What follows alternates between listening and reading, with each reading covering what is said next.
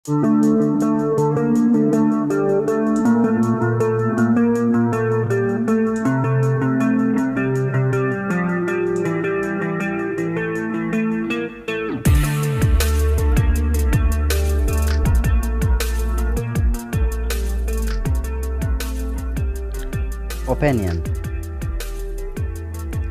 Clive Stafford Smith has written an opinion of Al Jazeera. 9/11 should have led to a criminal investigation, not a war.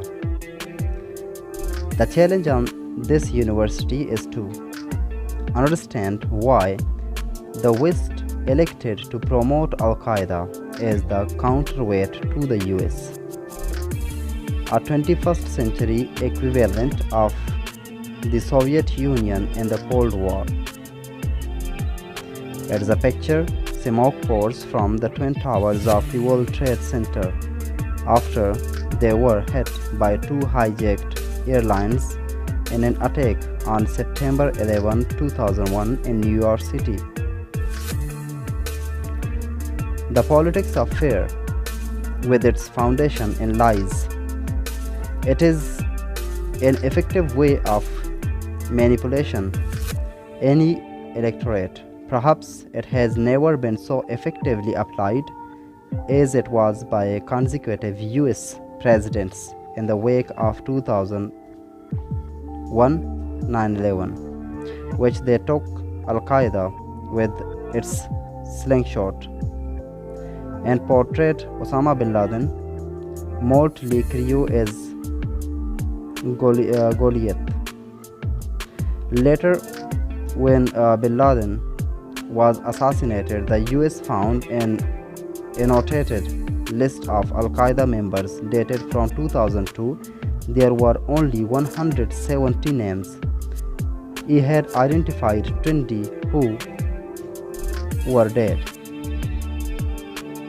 Only 7 had achieved the bizarre goal of being martyred. 11 had been detained by the authorities, and 19 had simply left, some to join a more doctrine group, some to study, but most just to go home. Bin Laden had been working on his terror project for several years, with a list of devoted adherents standing only at 120. He elected to pair it out with 5 of his sons.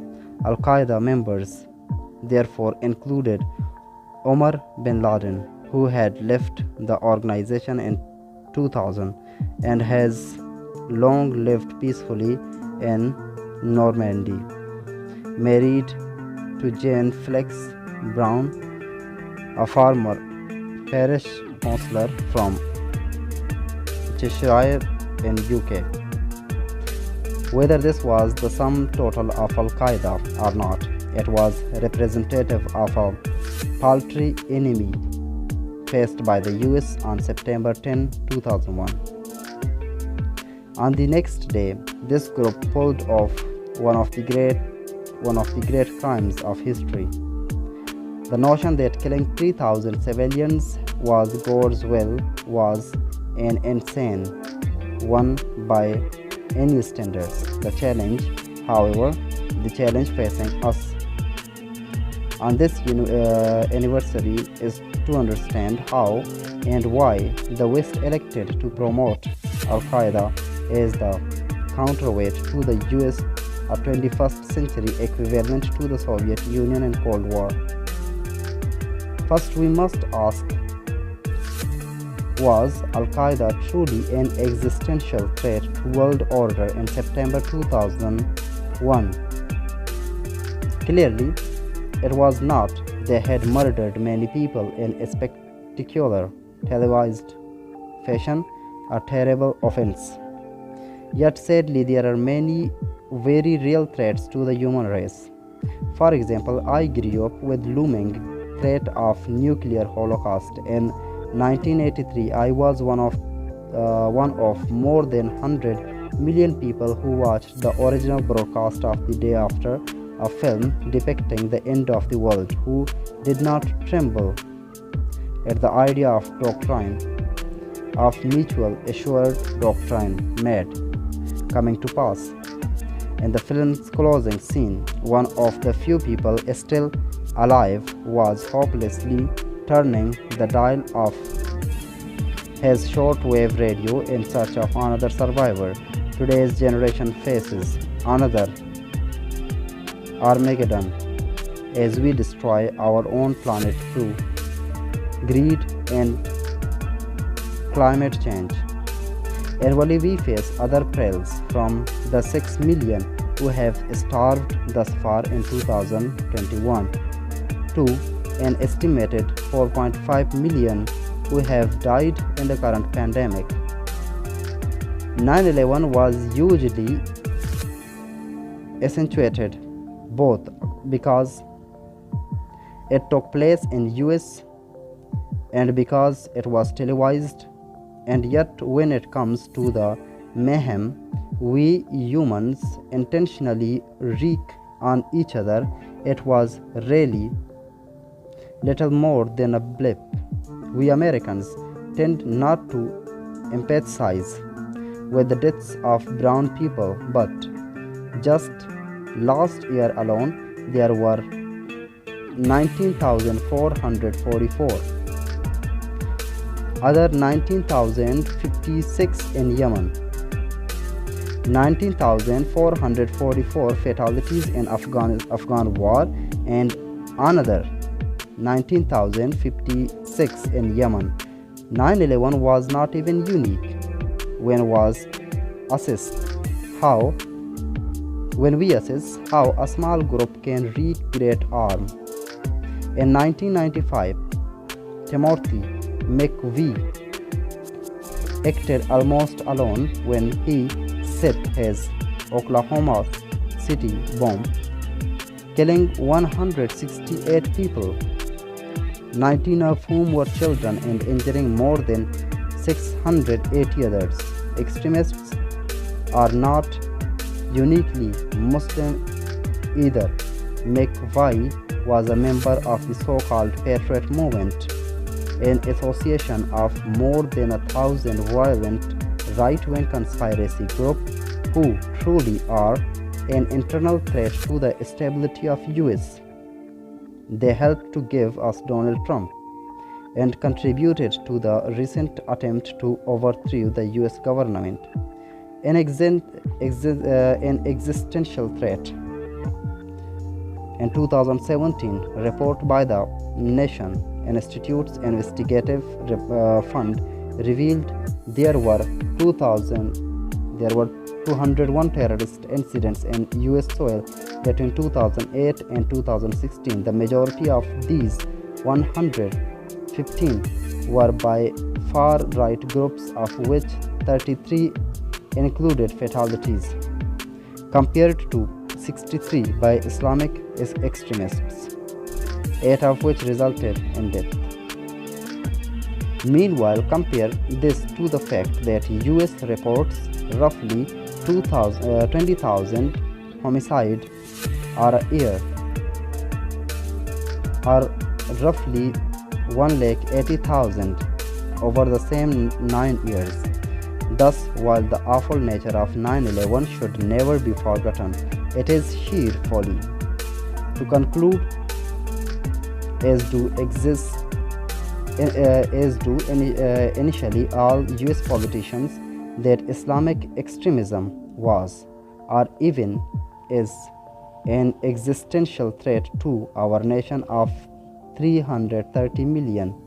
Guns may be a threat to the safety of Americans. Climate change certainly is, but only a minute minority of Americans will ever encounter a demented Muslim radical. Yet, this only tells half of the story. We must also consider how and why Islamic extremism has continued to be the central focus of US foreign policy. instead of being shuffled into the criminal courts along with Tim McVeigh. It is certainly true, at least in my view, that the violent goals of Osama bin Laden were malevolent. Mass murder is not the way to bring out a utopian society. At the same time, of course, we must ask whether the US journals light the path to a better world, the response to 9/11. I was talking to the head teacher of my son's primary school after 9/11. He had served 2 decades in the British Navy, and I was curious to know what he thought of the military solution offered for many of the world's problems. He said World War II was the only conflict he deemed worthy of British interventions in the previous 100 years. True, we should support those who challenge tyranny, but that does not mean we should send our own sons and daughters to invade their countries. The record of the past 2 decades would appear to bear him out. The latest war in Afghanistan has been a model of pointlessness as of April 2021. Some 241,000 people had died. Yet we ended up right where we started. With the Taliban back in power, the chaos wrought across the Middle East from Iraq to Libya is equally stark. So where is the blossoming liberty the US promised? It was not the mere fact of our various invasions that has provoked hatred across the Muslim world. After all, our aggression is commonplace. Since 1776, the US has had less than 20 clean years. The country did not get involved in one war or another. Here, much of the answers may be found in the dreadful policies we adopted. Every time the US takes up arms, we advertise our purpose as the promotion of democracy. In the wake of 9/11, however, the first casualty was the rule of law. We rushed into a war in Afghanistan, and the response to 9/11 we should have been a criminal investigation, not a war. Surely the US could have capitalized on incomparable sympathy expressed around the world to round up bin Laden and Al Qaeda without pretending the world was close to apocalypse. Why should we try to martyr a group of radicals for whom martyrdom was ultimate honor? Then we gloated as we established Guantanamo Bay in January 11, 2002, pretending that indefinite detention without trial in a legal black hole was the way to make America safe. We did not pause to consider whether it was wise to throw out legal principle going back to the Magna Carta in 1215. We said the Muslims rounded up did not merit the protections of Geneva Conventions because they did not respect our rules of war, as if somehow the crimes of bin Laden were exponentially worse than those of Adolf Hitler, who exterminated the several millions in his death camp. Meanwhile, for several hundred years, the world had steadily moved towards the elimination of torture. This had culminated in 1985 in the UN Convention Against Torture. Overnight after 9/11, we tossed that out with Donald Rumsfeld announcing that waterboarding was nothing more than an enhanced interrogation technique. It was telling that he borrowed a term for Gestapo, who called waterboarding Warschafte, Vernehmung, enhanced interrogation, rather than from the medieval Inquisition, which described it as a tortura del agua, water torture. We sent the generals who had overseen the abuses of Guantanamo to Abu Ghraib to bring the benefits of liberty there too.